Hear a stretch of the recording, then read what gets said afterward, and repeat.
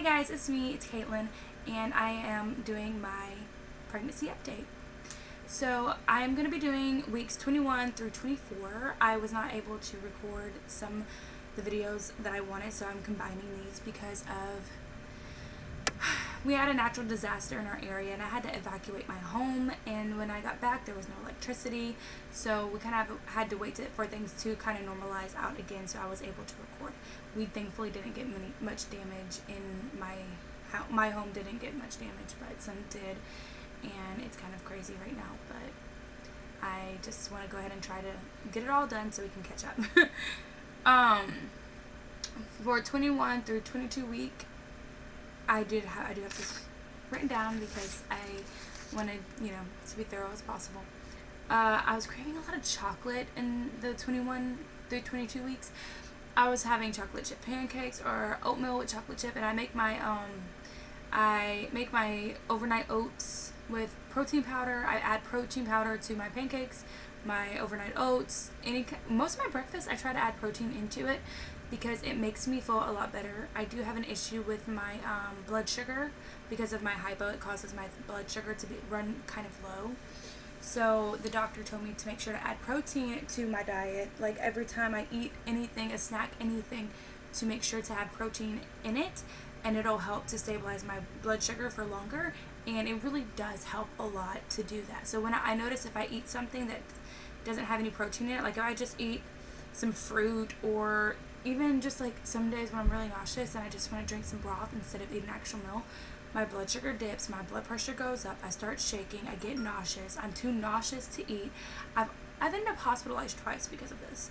So I make sure every single morning, and I have to eat before 8 o'clock, because if I eat after 8, that's when I start to get the sugar, the shakes, and the nausea and everything starts to hit real hard. So I get up at 4:45 every morning. I take my Levo, I get the cleaning done, try to get everything I can get done, and by 7 o'clock I eat breakfast.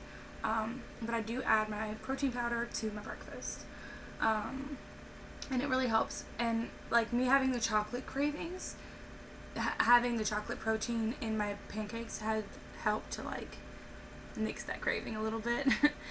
But I crave chocolate throughout the day. Even if it's a like small candy or a small so a handful of chocolate chips or something, or chocolate milk. Even though I'm lactose intolerant, so I have to get the lactose-free chocolate milk. But it's okay. The chocolate, just having chocolate all day. Okay, I just love chocolate right now. Increased sweating. Where I live at, it's kind of hot and it's really humid, so I don't know if it's outside the weather that's making me sweat so much or if it's my hormones. But I can say I'm not sweated this much since I was in my teens, going through all the hormone changes and stuff. So I do kind of think it has more to do with the pregnancy. But I am sweating a ton. I'm having to rinse off my face throughout the day. I'm having to reapply deodorant. I have to change my clothes twice a day because I'm just sweating so much. And I don't like to sit there in my own sweat, so I change. And it's just kind of irritating. And I'm the only one sweating like this. So my kids don't sweat like this. My husband's not sweating like this. So I'm really inclined to believe it's me that have the issue and nobody else. But I've had a lot of increased sweating starting about 21 weeks. Bleeding gums. I am still having to deal with bleeding gums. I think I'm gonna have bleeding gums for the rest of the pregnancy, which kind of sucks because every time you brush your teeth, your gums bleed. It irritates the crap out of you.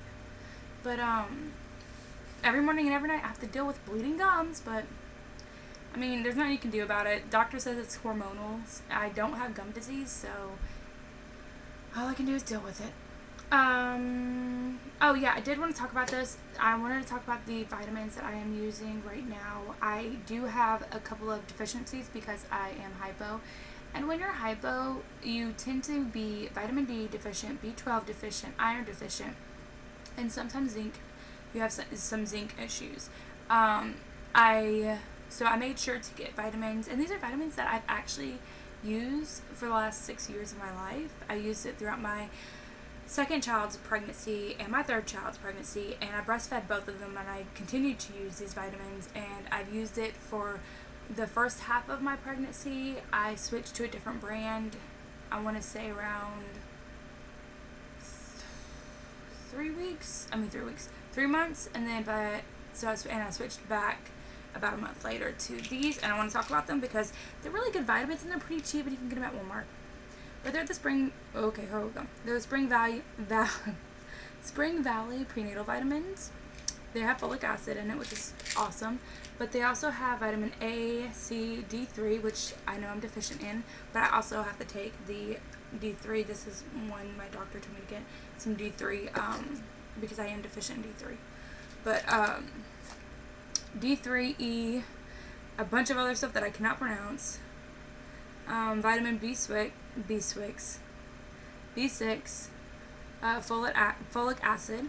They have 800 mcg of folic acid, which is awesome. They have vitamin B12, which I know I lack too because it helps to level out my exhaustion. The B12 does. Doesn't cure it, but makes it a little more sustainable. Calcium, iron. I am iron deficient, so I always try to make sure I have iron, iodine, and then zinc. So this has pretty much everything that I need in it, except I do have to take the extra D3.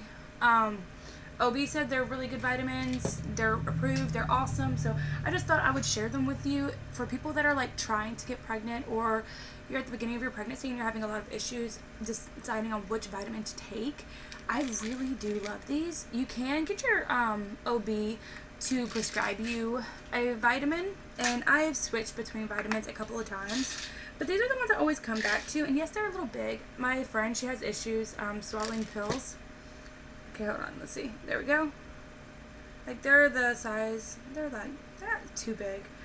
But my friend has issues swallowing pills, and she has issues swallowing these. So if you have the same kind of issue and you're not good at swallowing pills, you may not be able to take these. But I do recommend these to everybody that's like trying to get pregnant or breastfeeding, and you want to just kind of make sure you have something that's there to like fill in the gaps you may be getting nutrition wise. This really awesome brand, and it's really cheap.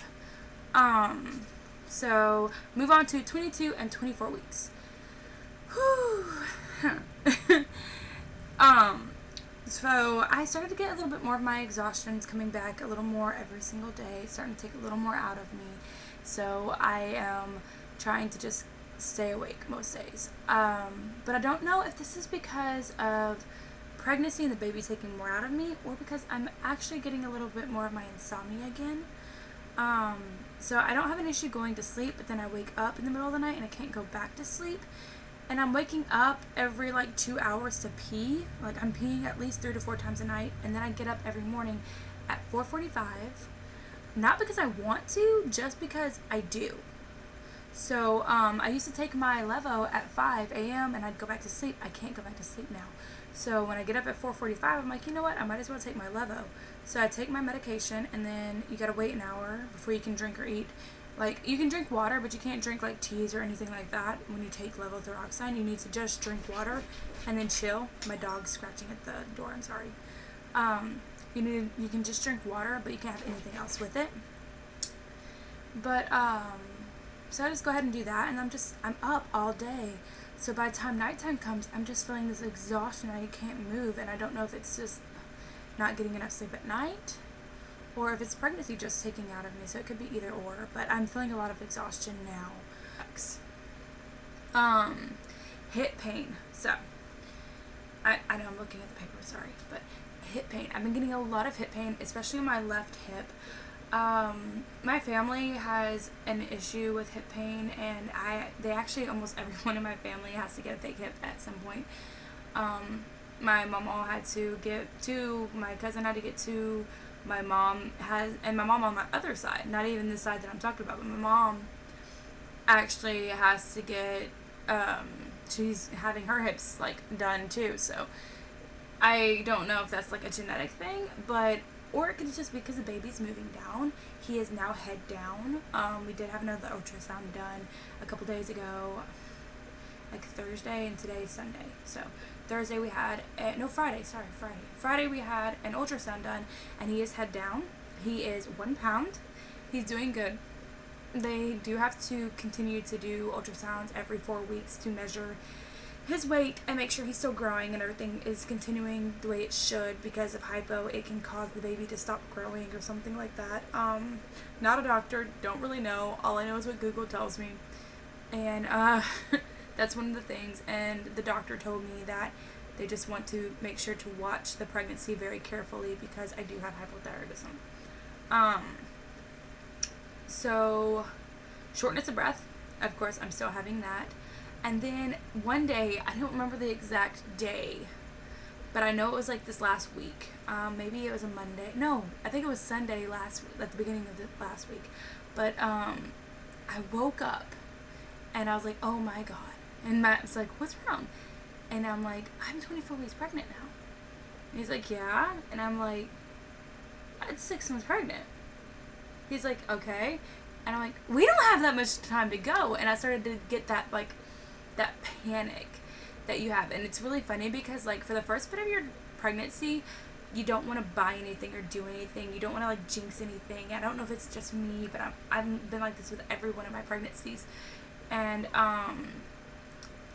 you don't want to do anything until you get to a certain point. And then you suddenly get that point and you're like, oh my God, we have to hurry up and get everything together. And I'm starting to feel that. I call it the nesting panic because you're panicking to get everything done. You need, like, you have this whole list of things in your head to get done. And then it causes you to panic. And then you have to stop yourself and you have to be like, okay, we got time. We can do it. It's okay.